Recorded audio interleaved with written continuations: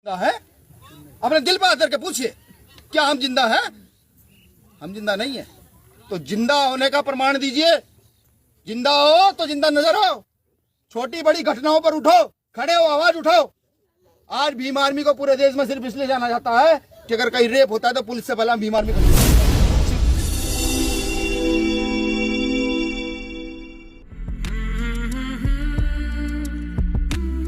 जाना जाता है।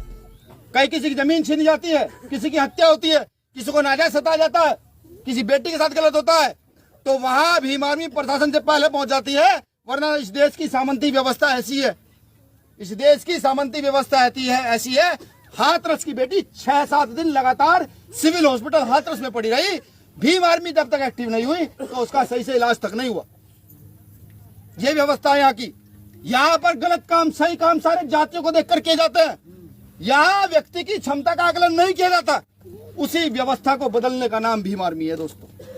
उस व्यवस्था को हम बदलेंगे, बिल्कुल बदलेंगे, क्योंकि जो लोग उल्टी धारा में बहना जानते हो, जो व्यवस्था के विपरीत चलना जानते हो, जो ये चीजें जानते हो कि उनके बुजुर्गों ने, महापुरुषों ने क्या किया है, वो वाकई इस देश की व्यवस्था बदलेंगे। और हमें खुद पर पूरा विश्वास है, बिल्कुल विश्वास है।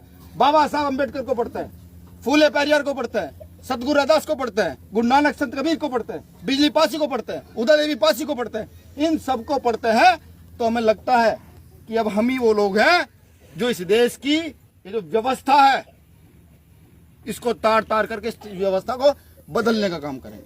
ये जो उच्च नीच की व्यवस्था है, ये जो धर्म के आधार पर हत्याएं की जाती है, जो 100 ग्राम मीट पर मुसलमानों को मार दिया जाता है। अभी भी त्रिपुरा में, क्योंकि वहां चुनाव आने वाले हैं, यूपी का चुनाव है, पंजाब का चुनाव है, त्रिपुरा में हिंदू मुस्लिम कराया जा रहा है। पूरी तरीके से वहां के मुसलमानों के घरों को फूका जा रहा है।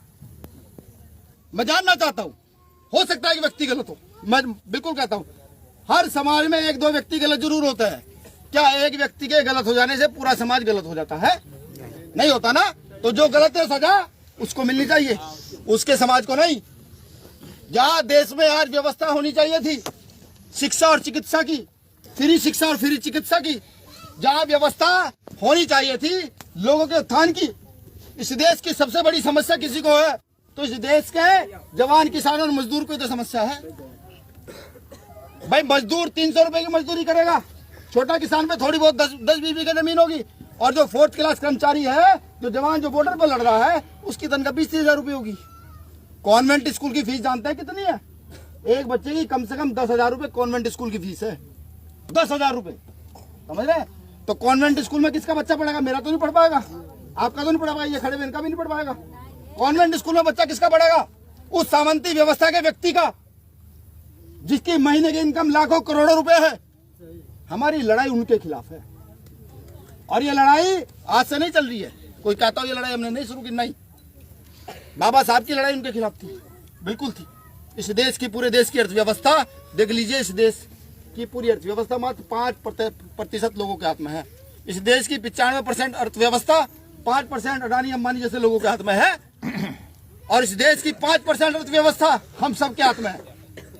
ये मजदूर, किसान, 4th क्लास कर्मचारी, ये फलाने डिगड़े सब लोग जितने हैं, जो गिरोबड़े पड़े लोग हैं, इस देश की 5% हिस्सा हमारे हिस्से आता है, और इस देश का 95 रुपए पूंजीपति सामंतियों के हिस्से में जाता है। क्यों? सवाल ये, सवाल नहीं पूछोगे? गूंगे बहरे बने रहोगे? कब तक बने रहो गूंगे बहरे? बिल्कुल। आपके हाथ में फोन है, आपके घरों में किताबें हैं, नॉलेज है, जाइए पता कीजिए, गूगल नेट पर सर्च मारिए कि कहाँ से कितनी घन संपदा कितनी है। यहाँ इतने सारे लोग हैं, सरकारी कर्मचारी भी है। मैं सोच रहा था एक आधे IAS भी यहाँ होते तो आज उनसे भी सवाल करता। मैं पूछना चाहता हूँ सब लोगों से, किसी के भाई के पास पेट्रोलियम का कोई ठेका है? मैग्नीशियम का हो, हीरे की खदान में कोई हिस्सेदारी हो, कोयले खदान में हिस्सेदारी हो, लोहे की खदान में कोई हिस्सेदारी हो? क्यों? कारण बताओ मुझे, हिस्सेदारी क्यों नहीं है? क्या हम दिमागदार नहीं है? पूरे दिन जब हम भरी दोपहरी में गेहूं काट सकते हैं, भरी सर्दी में रात को पानी दे सकते हैं, क्या हम उन ठेकेदारों को हिस्सेदारी नहीं कर सकते? क्यों नहीं है? ये व्यवस्था पहले से सेट कर दी गई है कि चंद लोग ही इस व्यवस्था में लिप्त रहेंगे, चंद लोग ही रहेंगे। इस देश की जुडिशरी में मात्र एक जाति के लोगों को छोड़कर, और एक जाति के लोग ही क्या, सिर्फ उनके रिश्तेदारों को छोड़कर और बताइए इस देश की जुडिशरी में कितने लोगों का प्रतिनिधित्व है? नेट पे निकालिए, बिल्कुल छोड़िए। यहाँ अगर बैकवर्ड के लोग बैठे हो जो कहते हैं चिक चिक हम बैकवर्ड है, मैं उनसे पूछता हूँ, अगर देश में साहब काशीराम साहब ने कहा था जिसकी जितनी संख्या बारी उसकी उतनी हिस्सेदारी, उसी बात हम कर रहे हैं कि जिसकी जितनी संख्या बारी है वो अपनी उतनी हिस्सेदारी ले। अगर मेरे घर में 4 बच्चे हैं तो मैं 4 बच्चों जितना ये नाज लूं, 50 बच्चों जितना नाज ना लूं, समझ रहे हैं? लेकिन हम नहीं समझ पा रहे हैं, हम नहीं समझ पा रहे हैं। कुछ लोग, चंद लोग लगातार हमें लूटते जा रहे हैं। अंग्रेजों से पहले यहाँ सामंती व्यवस्था थी। सामंती व्यवस्था समझते हैं कि गांव में एक ठेकेदार होता था, सारी जमीन उसी के पास होती थी, और अगर थोड़ी बहुत जमीन आप पे होती भी थी तो डंडे के बल पर, बंदूक के बल पर आपसे जमीन अपने नाम लिखवा ले, ठीक। और फिर आप उस जमीन में काम करते थे, आप मेहनत करते थे, और आपको सिर्फ रोटी खाने के लिए दी जाती थी, जिंदा रहने के लिए नहीं, खाने के लिए। वो सामंती व्यवस्था। ये सामंती व्यवस्था आज पुनः भारत पर स्थापित की जा रही है। अडानी अंबानियों को सारी चीजें सौंप दी गई हैं। अगर हम जैसे लोग लड़ते हैं तो 1 साल, 2 साल, 6 महीने, 4 महीने के लिए जेल डाल दिया जाता है। ज्यादा लड़ाई करना शुरू करता है तो देश में दंगे करा दिए जाते हैं। तो आप समझिए कि भीम आर्मी किस ओर बढ़ चली है। ये तय है, ये तो तय है। 2 साल, 3 साल, 5 साल, 10 साल बाद हम लोगों की हत्या होनी तो तय है, ये तो मैं भी जानता हूँ। लेकिन हमने भी तो प्रण लिया है। बाबा साहब अम्बेडकर को मानने वाले लोग हैं, सरदार उधम सिंह को मानने वाले लोग हैं, भगत सिंह को मानने वाले लोग हैं, माता देवी पासी को मानने वाले लोग हैं।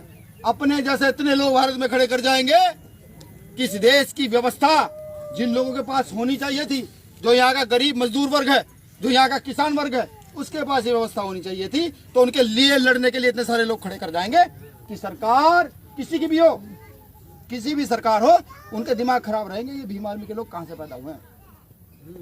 अभी आपका संगठन 24 राज्यों में मजबूत है। भारत के 24 राज्यों के अंदर भीम आर्मी के नाम का डंका है। कहीं किसी के साथ कुछ गलत होता है तो 10 मिनट में मेरे पास सूचना पहुंच जाती है, भैया ये बात हो गई है। अगर मामला बड़ा होता है तो 11 मिनट में चंद्रशेखर भाई के पास सूचना पहुंच जाती है, वीडियो कॉल से, फोन के माध्यम से बात हो जाती है।